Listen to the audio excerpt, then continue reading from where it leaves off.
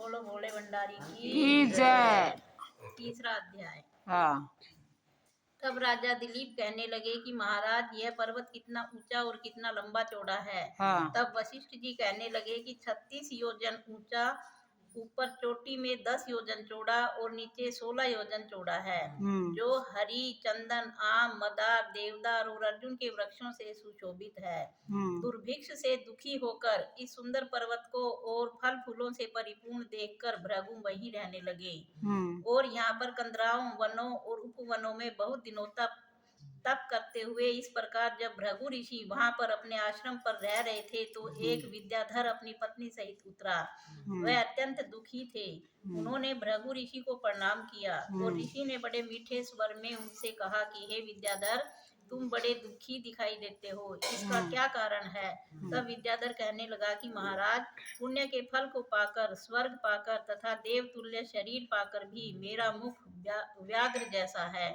यही कारण मेरे दुख और अशांति का है। न जाने किस पाप का फल है। मेरे चित्त की व्याकुलता का दूसरा कारण भी सुनिए। यह मेरी पत्नी अति रूपवती, मीठा वचन बोलने वाली, नाचने और गाने की कला में अति प्रवीण, शुद्ध चित्त वाली, सातों सुरों वाली, वीणा को बजाने वाली, जिसने अपने कंठ से गाकर नारद जी को प्रसन्न किया, नाना स्वरों के नाद से वीणा बजाकर कुबेर को प्रसन्न किया, अनेक प्रकार के नाच ताल से शिवजी महाराज भी अति प्रसन्न और रोमांचित हुए। शील, उदारता, रूप तथा यौवन में स्वर्ग की कोई अप्सरा भी इस जैसी नहीं है। कहाँ ऐसी चंद्रमुखी स्त्री और कहाँ मैं व्याघ्र मुख वाला। यही चिंता सदैव मेरे हृदय को जलाती है। विद्याधर के ऐसे वचन सुनकर तीनों लोकों की भूत, भविष्य और वर्तमान की बात जानने वाले तथा दिव्य दृष्टि वाले ऋषि कहने लगे कि हे विद्याधर, कर्म के विचित्र फलों को प्राप्त होकर ज्ञानी पुरुष भी मोह को प्राप्त हो जाते हैं।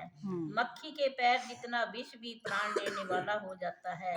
छोटे छोटे पापों का फल भी अत्यंत दुखदायी हो जाता है। तुमने माघ मास की एकादशी का व्रत करके द्वादशी न आने तक शरीर में तेल लगाया, इसी पाप कर्म से व्याग्र हुए। एकादशी के दिन उपवास करके द्वादशी को तेल लगाने से राजा पुरुरवा ने भी कुरूप शरीर पाया था। तब वह अपने कुरूप शरीर को देखकर दुखी होकर हिमालय पर्वत पर देव सरोवर के किनारे पर गया। प्रीति पूर्वक शुद्ध स्नान कर उषा के आसन पर बैठकर भगवान कमल नेत्र, शंख चक्र गदा पद्म के धारण करने वाले पीताम्बर पहने, वनमाला धारण किए हुए विष्णु का चिंतन करते राजा पुरुरवा ने 3 मास तक निराहार रह भगवान का चिंतन किया। इस प्रकार 7 जन्मों में प्रसन्न होने वाले भगवान राजा के 3 महीने के तप से ही अति प्रसन्न हो गए और माघ की शुक्ल पक्ष की एकादशी को प्रसन्न होकर भगवान ने अपने शंख के जल से राजा को पवित्र किया। भगवान ने उसके तेल लगाने की बात याद दिलाकर सुंदर देवताओं का सा रूप दिया, जिसको देखकर उर्वशी भी उसको चाहने लगी और राजा कृतकृत्य होकर अपनी पुरी को चला गया।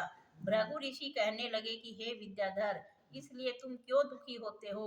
यदि तुम अपना यह राक्षसी रूप छोड़ना चाहते हो तो मेरा कहना मानकर जल्दी ही पापों को नष्ट करने वाली हेमकूट नदी में माघ में स्नान करो, जहाँ पर ऋषि सिद्ध देवता निवास करते हैं। अब मैं इसकी विधि बतलाता हूँ। तुम्हारे भाग्य से माघ मास आज से 5वें दिन ही आने वाला है। पौष शुक्ला एकादशी से इस व्रत को आरंभ करो। भूमि में सोना, जितेंद्रिय रहकर दिन में 3 समय स्नान करके महीना भर निराहार रहो।